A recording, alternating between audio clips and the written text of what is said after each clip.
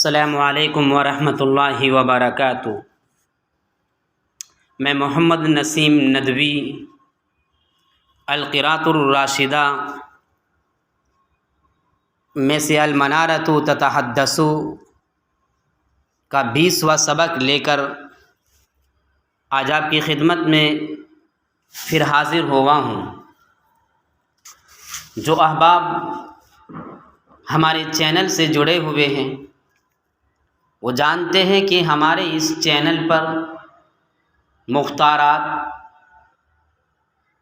معلم الانشاء اول، القراءۃ الراشدہ، عربی تقاریر اور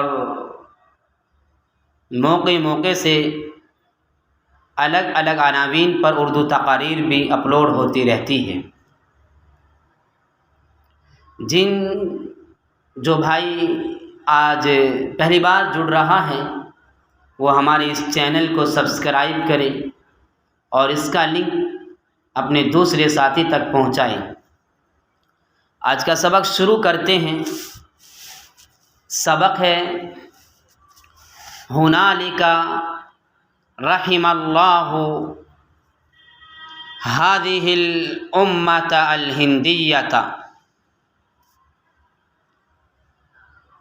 یہ بات چل رہی ہے پیچھے سے، یہ جو حالات پیچھے بتائے گئے انہی حالات کے پیش نظر جو آگے سبق چل رہا ہے، ہنالک رحم اللہ، تو یہاں ترجمہ ہنالک کے معنی وہاں کے آتے ہیں، تو ترجمہ کریں گے یہاں پر اور اس وقت رحم اللہ ہذہ الامۃ الہندیہ، اللہ تعالیٰ نے امت مسلمہ، اللہ تعالیٰ نے ہندوستانی قوم پر رحم و کرم کا معاملہ فرمایا۔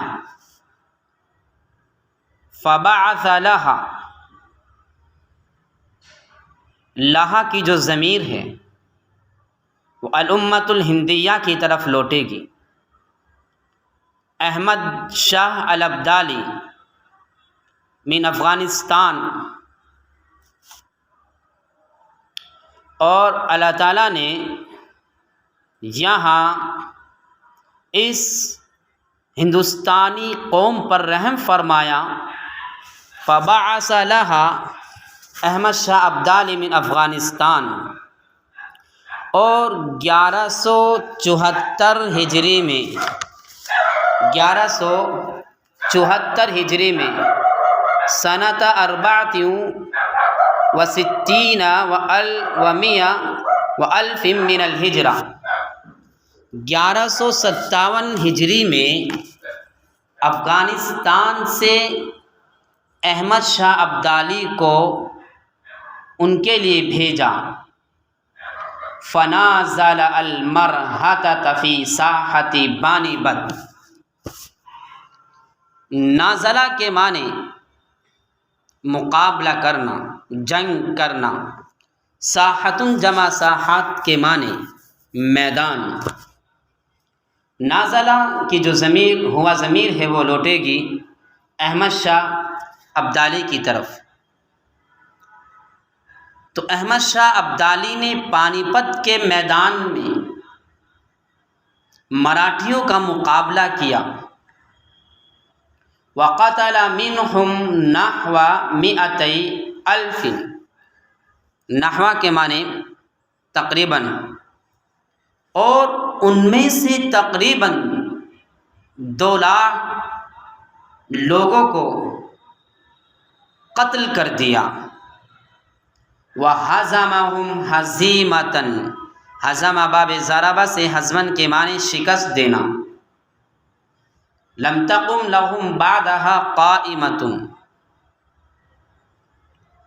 اور انہیں ایسی شکست دی پھر اس کے بعد وہ کھڑے نہیں ہو سکے۔ وَفِي هَذِهِ الْأَيَّامِ العقیمتی انجب الدہلی رجلا عظیما۔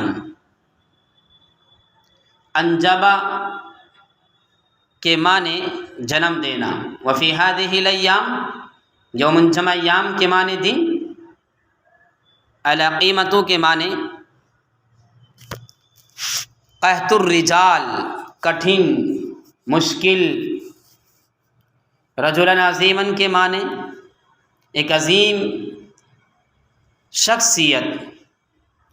اور ان سخت دنوں میں دہلی نے ایک عظیم شخصیت کو جنم دیا، وہ الشیخ ولی اللہ ابن عبد الرحیم، اور وہ شیخ ولی اللہ بن عبد الرحیم ہیں۔ فنادى بالمسلمین الی الدین، نادا کے معنی آواز دینا، جنہوں نے مسلمانوں کو دین کی طرف آواز دی۔ وانتقد الامراء الجائرین، انتقدہ کے معنی نکتہ چینی کرنا، جائرون کے معنی ظالم۔ وانتقد الامراء الجائرین، اور ظالم و جابر حکمراں پر تنقید کی۔ والشیوخ المبتدعین، اور بدعتی علماء پر بھی نکتہ چینی کی۔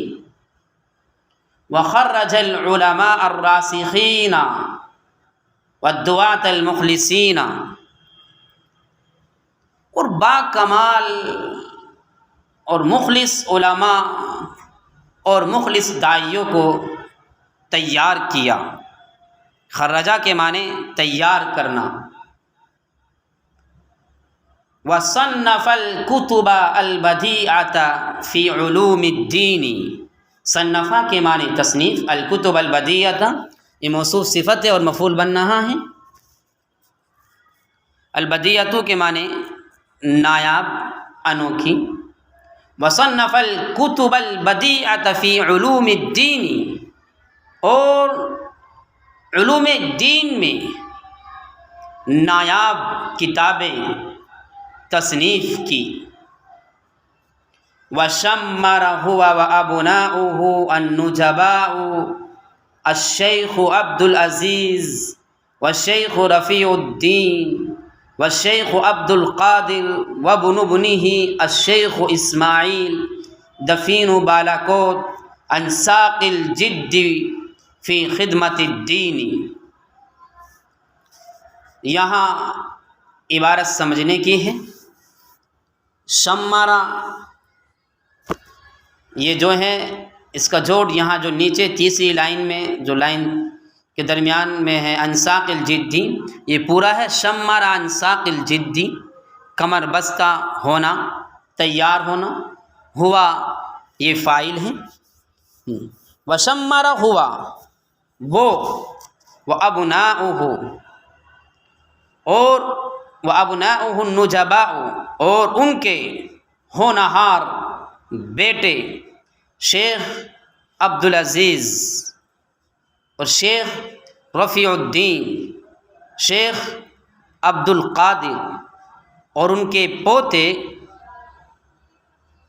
شیخ اسماعیل شہید رحمۃ اللہ علیہ جو بالاکوٹ میں مدفون ہیں۔ شمر عن ساق الجد، یہ فی خدمت الدین، خدمت دین کے لیے کمر بستہ ہو گئے۔ یہ سب کے سب دین کی خدمت کے لیے کمر بستہ ہو گئے۔ فمن مترجم للقرآن، کوئی قرآن کریم کا مترجم ہوا۔ ومن شارح للحدیث، کوئی حدیث کا شارح ہوا۔ ومن فقیہ یضرب الیہ اکباد الابل، یہ ایک تعبیر ہے۔ یعنی کہ جن کی طرف لوگ سفر کر کے جاتے ہیں، ومن فقیہ، اور کوئی فقیہ ہوا جس کی طرف لوگ سفر کرتے ہیں، ومن مزکن للنفوس، اور ان میں سے کوئی نفوس کا تزکیہ کرنے والا ہوا، ومن مدرس للحدیث الشریف، اور کوئی حدیث شریف کا مدرس ہوا، ومن مجاہد بالسیف، تو کوئی اللہ کے راستے میں تلوار کے ساتھ جہاد کرنے والا ہوا اور اللہ کے راستے میں شہید ہوا، ومن مہاجر الی بیت اللہ، کوئی بیت اللہ کی طرف ہجرت کرنے والا ہوا، والہند تباہی بہذا البیت الشریف الاقطار الاخری وتنشد، اور ہندوستان اس مبارک گھر کی پر ہمیشہ فخر کرتا رہے گا، اور ہندوستان اس مبارک اس شریف گھر کے ذریعے دوسرے ملکوں پر ہمیشہ فخر کرتا رہے گا، وتنشد، اور یہ اشعار گنگناتا رہے گا، اولئک ابنائی، یہ سب کے سب میرے بیٹے ہیں، فجئنی بمثلہم، تم ان کی طرح لے کر آؤ، اذا جمعتنا یا جریر المجامع، المجامع جماعت کا فاعل بنے گا، اے جریر جب ہمیں تم کسی مجمع میں اکٹھا کرو۔ آج کا یہ المنارۃ تتحدث کا جو دوسرا سبق چل رہا تھا، آج یہ اللہ کا شکر ہے یہ بھی پورا ہو گیا ہے۔ امید ہے کہ آپ سبھی کو یہ سبق سمجھ میں آیا ہوگا۔ محنت کیجئے اور سمجھیے، اگر کوئی بات سمجھ میں نہ آئے تو میسج کیجئے، انشاءاللہ اس کا جواب دیا جائے گا۔ جلدی آپ کی خدمت میں حاضر ہوں گے۔ السلام علیکم ورحمۃ اللہ وبرکاتہ۔